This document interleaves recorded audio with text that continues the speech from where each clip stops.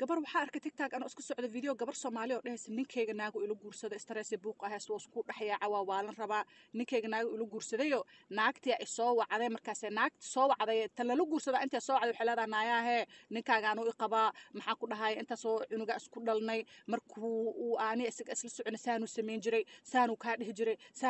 jiray saanu ismayn jiray adi naagtii balaaya ku furtay ma fahamtay gabadha kale tan stress iyo buuq badan hadda hees anigi yaab I'm thinking to myself haddii aniga ninkeyga oo naag ilo guursado naagta uu ilo guursada markuu shukaansanayo ee naagta uu u sheegay ilmaa qabaa naagaa qabaa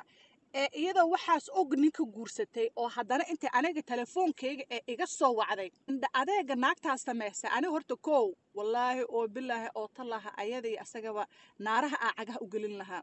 iskhilaafeenka la sheegay ee wareerisada sheegay labadaba ku xir lahaa because what do you mean ana isoo wacay waxay leedahay ninkaaga qabo ilmahana isku dhalnay iyo waxaas ani horta su'aasha ugu horeysa weydiin lahaa waxay tahay abaa markaa shukaansanaysay ma ogid naagi caruur inuu lahaa haday dhahdo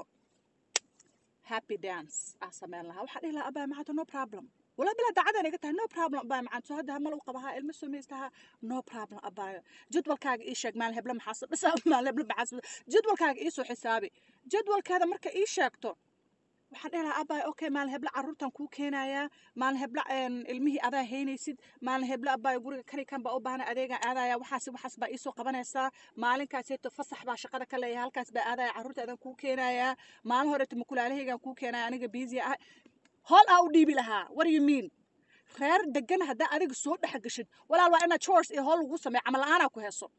la'aana ku heeso qof kasta oo gurigaas ka mid ah mas'uuliyada saaran responsibilities saaran hadda family soo dhaxgashay walaal adna responsibility baa lagu saaraya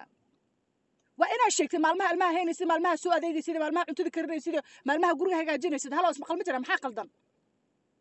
gabdhaha Soomaalida calool jilicsana oh my days naagara soo wacaysa telefoona iyada iska leedahay ee biilkeeda ka bixiso telefoon aan iska leeyahay ma inta la soo wacaan stress lagu furi karaa no ninkaaga iyo qiyaamihiisa iyo waxa ku sameynaysa intaad asag horta gaarin qofka telefoonka kugu jir inaad ka ceelgoosan kartid waay naag telefoonkaaga inta soo wacad stress ma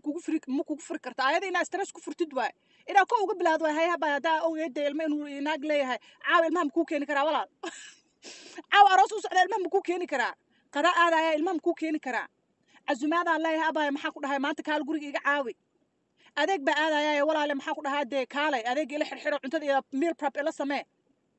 excuse me walaal halkee joogtaa adduunka naya wiliga ha ogolaan qofku stress kugu rido wiliga ha ogolaan qof inuu telefoonka kugu baadar garee ha u ogolaan noloshaada in adiga naftaan yar oo kugu jirto in adiga qof kula fac ah oo naftaada ku jirto oo kaleeto inuu taada qiil ku geliyo stress kugu furo maxaa qaldan adeeg maxaa sameeyay horta isoo qorba